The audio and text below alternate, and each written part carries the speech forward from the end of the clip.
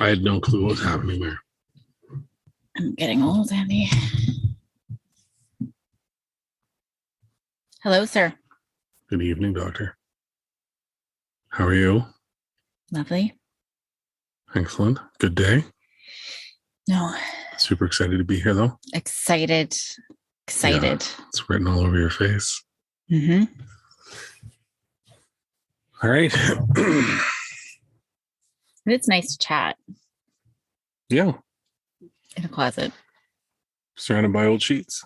Yep. Makes it sound better, though. This, like, most people want it to be like an astronaut or something when they grew up.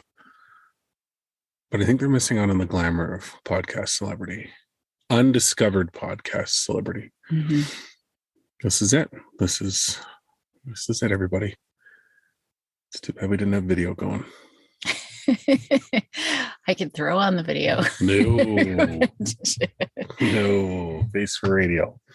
All right, let's get serious. Let's just quit messing around, okay? Tonight, we're going to focus again on the earlier part of parenthood. Okay. And offspring. And talk about how you handle you specifically. I'm kidding. No, how you handle the terrible twos, and specifically how you try and build routines that don't make like mornings an insane chore to get out of the house. This is why some animals eat their young.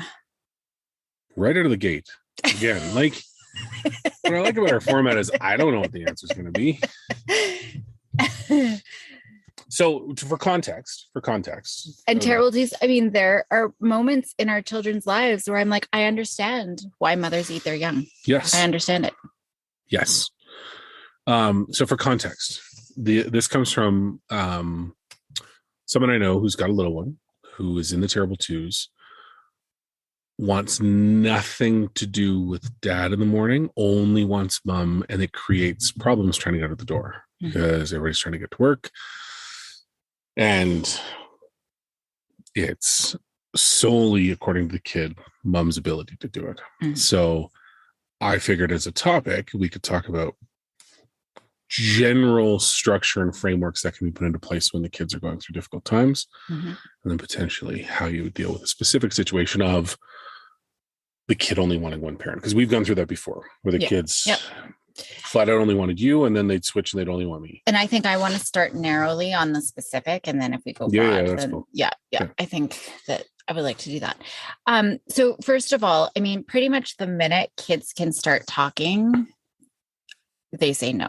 So it's just their first reaction. It's counter will, right? But when it comes to this, I mean, we need to, as parents, partners, figure out what our red lines are and what our expectations are, because we can't put anything into place until we are on the same page. Because so red line meaning like no go, like, or just. Yeah, we're putting our foot down.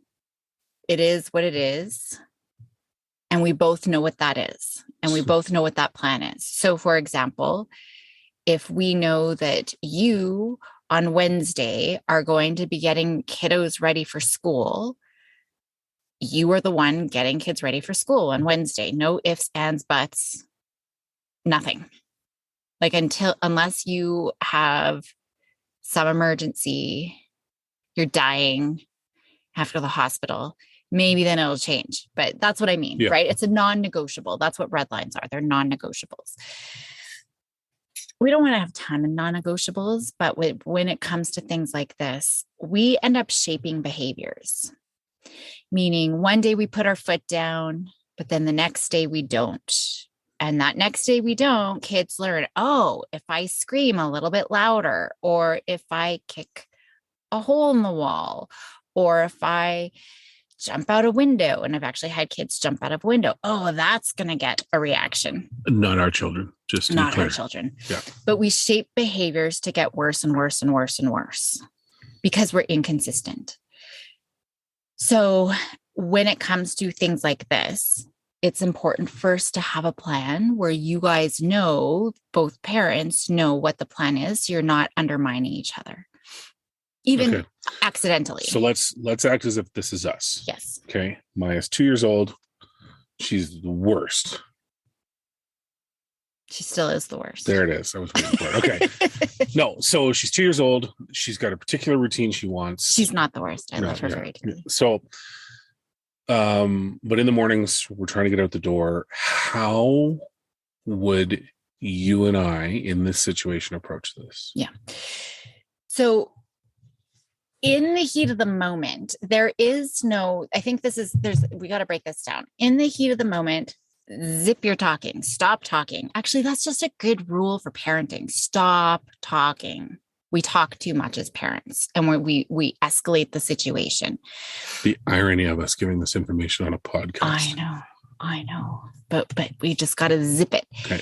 So, because what happens is the emotional network of the brain takes over, and it literally cuts off the thinking part of the brain. Literally, the blood is rushing out of the thinking brain into the fight part of the brain.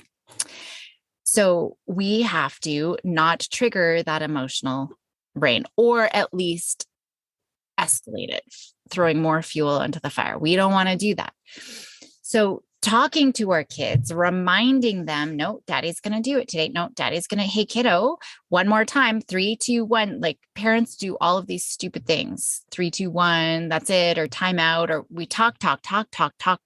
We are fueling that emotional network. So we want to proactively say, this is the plan.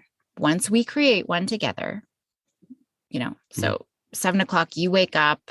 This is my routine. This is your routine. This is what daddy's doing. This is what mommy's doing. And I would have it written down. And I know 2-year-olds cannot read it, but it's really for the parents to make sure that they don't sway from that, to be able to say, but even if the kiddo can't read, they know, like mommy and daddy's looking at the paper because this is the plan. Maybe you draw pictures along with it so kiddos can understand. Visuals can be really helpful. And actually visuals, I love, even we used to have like a picture of toothbrush and then comb, and we had little Velcro. You can go to Walmart and get little double-sided Velcro and have it. And then when the kids are like, oh, okay, I'm going to go toothbrush, and they put the picture on or rip it off and put it into a done folder, something like that to help them along. We want futility to set it though. So if you've got your plan, kids screaming, I want mommy, I want mommy, I want mommy. Oh, let's look at our plan. Oh, plan says daddy. I want mommy, I want mommy, I want mommy. Oh, plan says daddy. Plan says daddy. Plan says daddy. Plan says daddy. Plan says daddy. Plan says daddy. Broken record. Broken record will allow futility to set in. But okay, so just to clarify with what you said earlier, it's only the repetitive statement of plan says daddy or whatever. You're not adding additional information. Nothing. Broken record. Okay. That's it. That is your script. Follow your script. It's either plan says daddy or it's nothing, because you've already said it 50 million times. Okay. We want futility to set in. Futility meaning, like I'll say, I'm disengaging now. The minute I say I'm disengaging, my girls know I am no longer engaging in whatever conversation is about to turn into a fight. And so Willow will get upset. She's like, fine, ignore me or don't talk to me. And she'll storm up to her room. But it's futility because she knows mommy's not going to argue anymore. Mommy's not going to engage. She's not going to give in. Yeah. That's what we want kids to feel. That's what that futility is, right? That they are going to stick to the plan. Why are you smirking? Because we're literally saying that as parents, what we want is for our children's lives to be futile. When it comes to our red lines. Dang. Okay. Why? Because I just thought that was an amazing statement. Oh. Have kids make their lives futile, send them into the world. Resistance is futile. Exactly. Borgs. Yes. Little Borgs. To Star Trek, if anyone doesn't happen to know Star Trek very well. I'm a bit of a Trekkie. Anywho, but before Borgs, I was like old school Captain Kirk. All right, Roddenberry, let's go. Okay. What was I saying? futility. We're talking about futility. So the last example was Willow storming upstairs. She knows it's futile to argue with you. Yes. Yeah. So these are our non-negotiables. Yeah. And that's what you got to figure out. We cannot take a unilateral approach like this on every parenting issue. But getting out the door, it's stressful. And if your kid is getting out the door, freaking out, stressed, and you're stressed, how are they starting out the day? If their emotional network is already triggered and they're going to school, or, well, in this case, maybe daycare or whatever, they're going to be more escalated. They're not going to be able to engage socially. They're not going to be able to learn. So this is an important thing, where we are getting out happy and calm and, everything else. Now, here's the thing. We have zero control over kiddos' behaviors, zero control. We think we do. And so that's why trying to cajole them and reinforce them and punish them and threaten them and lecture them and persuade them and reassure, none of it's going to work. We have zero control, but we have 100% control over our own behaviors. And so that's what we have control of, is being able to say, this is what mommy is doing. This is what daddy's doing. This is the plan. So in that plan, sorry to interrupt, should we include the kid? Like, is it as part of the diagram? Let's say everybody has a role, right? Yeah. Daddy's getting breakfast. You've got to brush your teeth. Mommy doesn't exist. Well, because it's whatever the program is, right? Yep. And then run through that so they understand it, or do you just run through it on the day of? I always do it proactively. So we're going to set it up, and 2-year-olds should, unless they've got language delays and things like that, but even 2-year-olds can collaborate. Okay, how can we have a good morning tomorrow? So be proactive. So even the night before, how can we have a good morning? They have zero hindsight. So there's 2 time zones. There's now and not now. So even if you do it the night before, you're going to have to do it again the morning of, because they're going to forget. Yeah. So, okay, hey, remember our plan? How are we going to have a good morning? So what's your job? How can daddy help? Right now, I want mommy. Okay, cool. This is the plan. I'm going to go to the kitchen.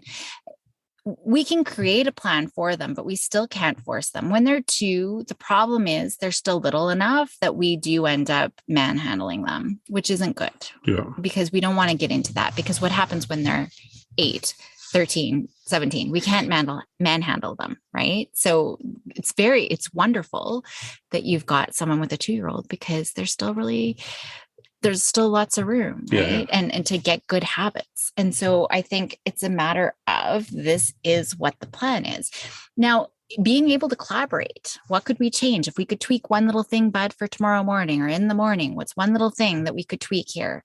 See if there's room to collaborate with that. But once you've got that plan set, and if there's even room, if there's not room to collaborate, mom's just not home or whatever, that's okay. But it's okay. Like, let go of other things. So maybe the non-negotiable is mommy's not here. Yeah. That's the non-negotiable. But him being dressed perfectly and having perfect hair, that's negotiable. I don't care. If you want to go to daycare in your pajamas with messy hair, cool beans, dude. That's on you, right? Like that's where we can't be unilateral and expect every single thing to go perfectly. You got to think about, what is that one thing? Dude, this is the way it is. It's daddy. If you want daddy's help, cool. If not, cool, you do it on your own. I'll be in the kitchen if you need my help, right?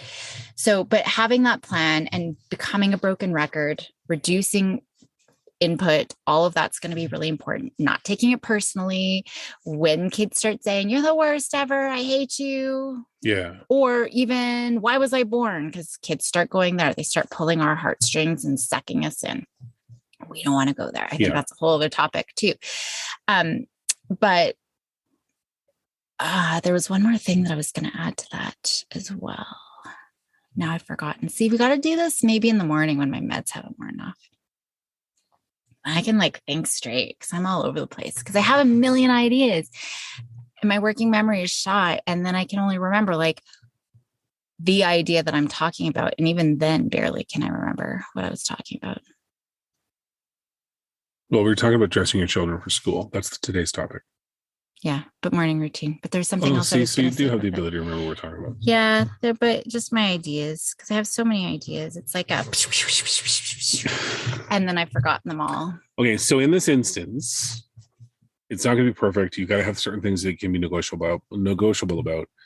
I think it's also important to state, it's not going to be smooth from day one. I know what I was going to say. All right. Extinction burst. Yeah, that's where I was going. What do you think that means? Is it when the meteor killed all the dinosaurs? No, but it didn't kill all the dinosaurs. Well, birds are still around. Yeah, it only killed the big dinosaurs. The little ones survived. So was I right with my guess or no? No. Oh, okay. Well, then why are we talking about dinosaurs? Because you brought up dinosaurs. You brought up the meteor. No, I called up extinction burst. You brought up the meteor. Extinction burst means behaviors are going to get worse before they get better. And so this is where a lot of parents lose their consistency because they try to put in a plan one day and the behaviors escalate and they're like, it's not working. So I think that's important to know. Can you just back up a sec? Sure. Extinction burst is an awful name for what you're describing right now. What would you name it? Not extinction burst. What is extinct and what is bursting in this instance? It's right before we're just extinguishing the undesired behavior. Okay. So right before we stop that behavior, there's a burst of the behavior. So it's always darkest before the dawn. Essentially. See how well that summarizes it and doesn't bring dinosaurs into it? I didn't bring dinosaurs in. That was you. You kind of did. Okay, continue. Okay. So anyway, the minute we do things differently, we're going to see an extinction burst. So meaning the behaviors are going to get worse. So little guy, as soon as you say, this is the plan, this is the plan, this is the plan, it's going to escalate. Now, this is where we got to be careful because this is where we shape behaviors, where kids will step it up a notch, scream, step it up a notch, kick, step it up a notch, hit sibling, punch a hole in the wall, and on we go. Hit sibling comes before the wall. Well, who knows? Maybe. Stupid maybe sister, bang. So if you're going to put in the plan, you got to be confident that you can follow through with the plan. It's okay to say, we're just going to try this plan for 3 days. Ideally, you want to try a week, 2 weeks, even better, because extinction bursts can last, a week, hopefully not that long, but they can. So you want to be able to put in, but it's okay to say, hey, bud, we're going to try this for the next 3 days or 5 days. And you can count it off on the calendar. Okay, day 1, put a big X. Day 2, put a big X, just so that they can see that visually. When we have 5 X's, then we'll look at readjusting the plan. We don't want to change the plan though in the heat of the moment. That's how we shape behaviors to get worse, because it might start with the whine. Now tomorrow is going to be the scream. Now the next day is going to be the machete or whatever it is, right? Oh my God. So yeah, we don't want to shape behavior. So I think that that's really important. Yes, the behaviors are going to get worse before they get better. So if you're going to do something different, maybe try it on a Saturday, a non-work day, or a day that you don't have a meeting right at 8:00 that you got to get to, right? So that you've got that time to be able to follow through consistently. So I think that that's really important. Now, is this kind of what you were going for here?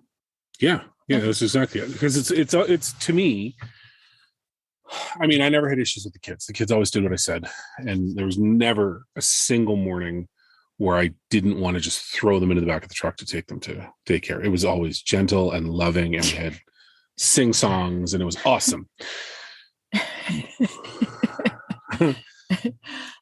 That must have been my Grey Goose days. It was back, because we were at the other house, and you were working out of the house. You weren't leaving the house in the mornings, so I would have to take the kids. Oh yeah, I was in my office drinking Grey Goose at 7:30 in the morning. That was a week or two. It wasn't like, let's be careful here. I was writing my dissertation, but and I realized that it was getting them to day home, right? Yeah. And I mean, I've always been lucky that I'm fairly flexible in my schedule at work.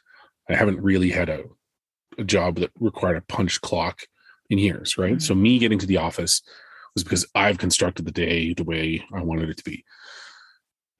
But I do know that there was always meltdowns. Our meltdowns never really happened until we had 2 kids. Like Maya just kind of went with the flow. We allowed her to be independent. Yeah, but she also wasn't a kid that fought back a lot. Yeah. Right? She just kind of, I'm laughing about the punching your sister, because that was Willow's tactic. Mm-hmm. I'm angry, it must be Maya's fault. Maya would just be sitting there eating breakfast, and all of a sudden she's eating fist, right? And in retrospect, hilarious comedy. If it wasn't me trying to go to the door, kids hitting kids is really funny at times. But it wasn't until we had the 2, And I mean, I don't know that we ever had a plan. We just, but I do know the frustration of trying to get out. Like I remember pleading to put boots on, like just put your boots on. And I remember even one morning walking out the door, I'm like, fine, don't put your boots on. Yeah. And so she carried them in the snow, Yeah. no shoes on, and then cried the entire time to day home. Yeah. Right. With the day home ladies, like, you let her leave the house with her shoes on. I'm like, yeah, because it's 15 minutes of my life I'm never going to back. She's learned the lesson now. I brought dry socks. Here you go. She's your problem. Yeah. But I mean, I guess for this topic of conversation, it's more around how to avoid escalating to that point. Yeah. Right. Well, I'm always about it's your choice, kiddo. Right. And I always used to say, and this was my thing as a kid, now I wouldn't use this language, but when they were kids, I would say you can take the easy way or you can do the hard way. It's your choice. I don't care which choice you choose. Yeah, we would always give them options. Yeah. And like one was worse. But I never said you better do this, otherwise this is going to happen, No. or do this. Like, I'm not dangling a carrot. I'm not threatening. I'm presenting them equally opportunity. Like, it's, you can do the easy way or the hard way. Now I wouldn't use that language. Now I would say it's your choice, kiddo. Option A or option B. I wouldn't use hard or easy language. I don't know that you use it that much. You might be overgeneralized, because the way I always learned it from you was, well, you can do this, or you can do that. It's you, and it always finished with, it's your choice. Yeah. Knowing full well that option A was always the better option, and option B was just absolute garbage. Yeah. And the amount of times they took B was just mind-boggling. And like an example would be like with Maya, I did do easy way or hard way when she was really little. Like, you can do it the easy way and walk up the stairs by yourself to go get ready for bed, or the hard way, I can carry you. And I would always like do a fireman carry, like something that she didn't like, right? When she was itty bitty. Yeah. So it's your choice, kiddo, right? And I laid it down like, cool, either way, however you want to do it. It's totally cool. Even though inside I'm like, why don't you just walk up the stupid stairs, right? It's your choice, kiddo. And yeah, they would sometimes choose the hard way, but most of the time she's like, oh, no, I don't want the hard way. Now I really am. It's your choice. So what do you want? So, you know, for example, if they want to ride to school, cool beans. If you want to ride to school, my car leaves at 8:30. The minute my car is off the driveway, if you're not in the car, you don't get a ride to school. So it's your choice. So I'll know, and this is how I would phrase it, I will know that you want to ride to school when you're in the car by 8:30, before I'm off the driveway. And there's been times where I've put that down, but I'll know if you don't want to ride if you're not in the car. So it's your choice. So I'm not dangling, I'm not threatening, I'm offering them up choices. And there have been times when I was doing that, where I had rolled all four wheels off the driveway and they're running down the thing. But the thing is, the plan was at least one tire still had to be on the driveway at 8:30. If all four tires are off the driveway, I know you didn't want to drive. So they'll come running down the driveway and I'll wave because my four tires are off the drive, right? Bye, guys. Mom, no. But I was off. So they knew if they wanted the next day, right? So that's it's your choice. Oh, thanks for letting me know you didn't want your iPad. Thanks for letting me know you wanted me to get you dressed. Thanks for letting me know you wanted me to pick you up and put you in the car, right? And now I know Willow sometimes is like, your choices are so stupid. I hate all your choices. But they start learning about their own behavior. The minute we dangle the carrot or threaten, now we're jerks. They're never thinking about their own behavior. And then afterwards, we dig it into them. You should have just done it because now you got a timeout. You should have just blah. And now we're the jerks. Whereas if we're focusing, hey, thanks for letting me know that you didn't want to play your iPad today. Thanks, bud. Oh man, that wasn't the choice you wanted. Then we can validate. And that's the key, is being able to validate how they're feeling. Oh man, that's not the choice you wanted. Most parents would be like, well, if you just listened to me the first time, you would be getting your iPad or whatever it is, right? That's never helpful. Now we've just triggered that emotional brain and we're into a fight and we're going to escalate the behavior. So it's futility. Daddy's morning. Oh man, you missed mom. Okay. daddy's morning, daddy's Yeah. morning, right? Like that's kind of what we need to do. So, okay. So in this instance, to kind of wrap up this question, there's the best thing to do is plan, obviously. So plan out what the ideal situation looks like. Break it down into the parts that everybody's going to be responsible for. Refer back to that plan proactively the night before and again in the morning. Mm-hmm. And then just don't waver. Yep. And then obviously and have your one-liner that you're just going to be a broken record. I know inside you're going to be so angry and irritated and wanting to scream, but your job to maintain that peace and not escalate it is have that one line broken record. Yeah. Like line. And that's going to be helpful for you for the rest of your life. Yeah, I had girls, I had a family where we created a chart because the daughters wanted to start dyeing their hair and getting different piercings and getting a cell phone. So they made a chart, with ages 10, 12, 14, 16. So, parents said, we'll start talking about piercings at 16. We'll start talking about cell phone at 16 or whatever that is. So then when kids are like, I want a cell phone or I want to get this game or I want a blah, blah, blah, you can look at the chart. Oh, and if it's a new thing, we can put it in the chart. Yeah, that's a great idea. We'll start talking about it when you're 12. So that when they're fighting about it, you can go back to the chart. Well, let's go back. Let's go see what we talked about. Oh, when you're 12. So then they're saying, hey, I want a phone. I want a phone. I want a phone. Oh, we'll talk when you're 12. We'll talk when you're 12. We'll talk when you're 12. Right. They'll get annoyed, but they know they're not going to be able to engage you and they're going to walk away. Yeah. And we still do option A, option B. Yeah. All the time. And it's mainly because the girls are trying to get out of doing something they're supposed to. But yeah, I would say it's probably the most effective thing that we've continued to do to this day. And natural consequences are great. Like the kids would never leave the house again without their boots on because they saw how awful it burned their feet. Which is amazing considering Willow just went on a trip with no jacket and got off the plane in the rain. Yeah. And still didn't think she made a poor choice. Well, it's like when we let her pack to our trip to England. She was 5? I think she was 5. Yeah, that was in retrospect, that was a mistake. Well, no, but she learned because now she asks me what to pack. Right. But so we went to England like March, April. Yeah. And she packed books.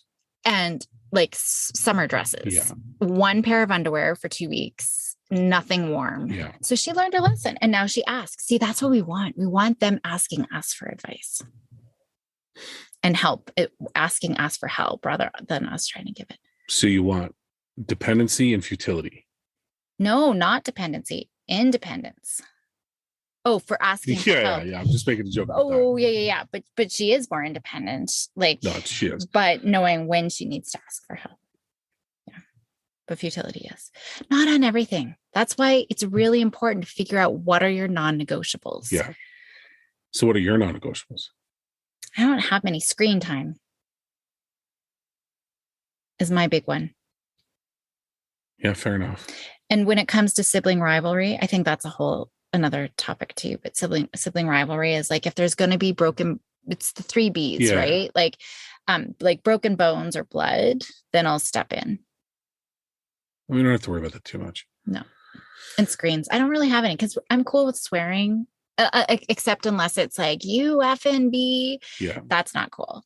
But if it's like, oh, shoot. Sometimes it can be creative. Yeah.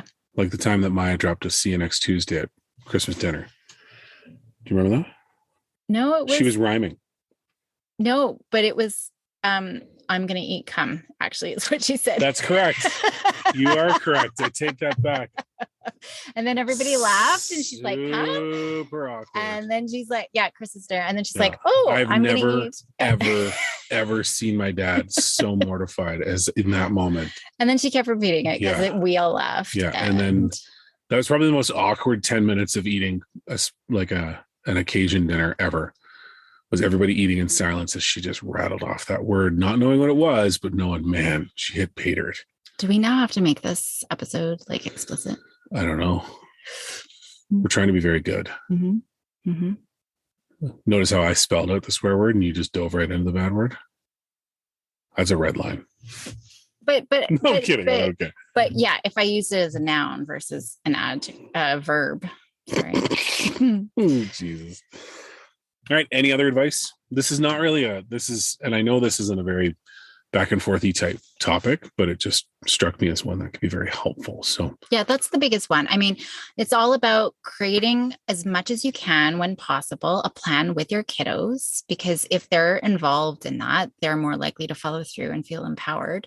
But when it comes to red lines, if they don't want to participate or if they don't agree with what you need to lay down, yeah, and I mean, when I talk about collaborating, it's not for them to agree with your plan. It's truly like, let's get some ideas. How can we be successful?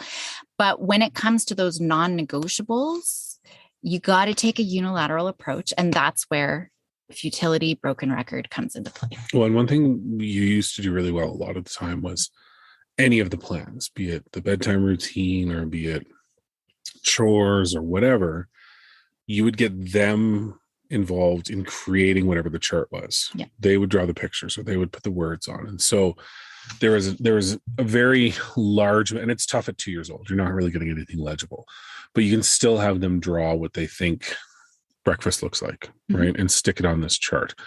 We lived by charts for years. I remember, like, there was charts for everything, but it worked. Yep. Right. And reward system, not real life monetary, I'm going to give you food and treats, but stars and you get something was a big one that we used a lot for behavior modification. Well, especially with Maya when Willow was born. Oh yeah, don't touch your head. Don't touch her head. Yeah. So we put a reward system to not touch her head. But would you say in this instance that's another possibility as well? Totally. So creating if you're good and we get out the door on time 5 days a week and you get 5 stars, you get to. With a 2-year-old, no. That's too hard because 5 days in advance, like that's just that's too far. Yeah. And it's the future. It's got to be more immediate than that. So you could do it each day then in that instance. So every day you get a star, I'll give you. And I like time. Yeah. Like you get to watch a funny video that I've got, like just a little cute, like the little turtle getting his belly washed, like a little tiny video, or we'll play a quick card game. Like I think that's better than do something fun that they like to do. Physical things. Yeah, exactly. That makes sense. All right. Yeah. And so then it's up to you, bud. Like it's up to you. If you want to watch our video or if you want to have that extra time because we're all ready in the morning to play a quick card game, cool. But I'll know you don't want to play or watch a video if we run out of time, then I'll know. So thanks for thanks for letting me know you didn't want to watch the video today. I wanted to watch the video. Oh man, so disappointing. You did want to watch the video. Bummer. You didn't want that choice. Well, we can try again tomorrow. And then off we go, and the point of it is, their behavior at first won't change, but you will be successful if you are consistent. That's what's going to be successful. And you will gradually see the behavior change. There you go. That was a perfect way to end. Lovely. Super, super on point. Anything else to add? No. All right. Then that's it. Thanks, everybody. Hopefully this was helpful. Hopefully. It was a slightly different format than usual. I still have a million ideas. I bet you do. But I'll keep it there. Do you want any to get out in the world? No. Who knows where else the conversation will go? Yeah, it took a weird turn there for a sec. It sure did. Okay. So that's it. Thanks for listening. Like and subscribe. Make sure to tell your friends, all that fun stuff, and we'll see you next time.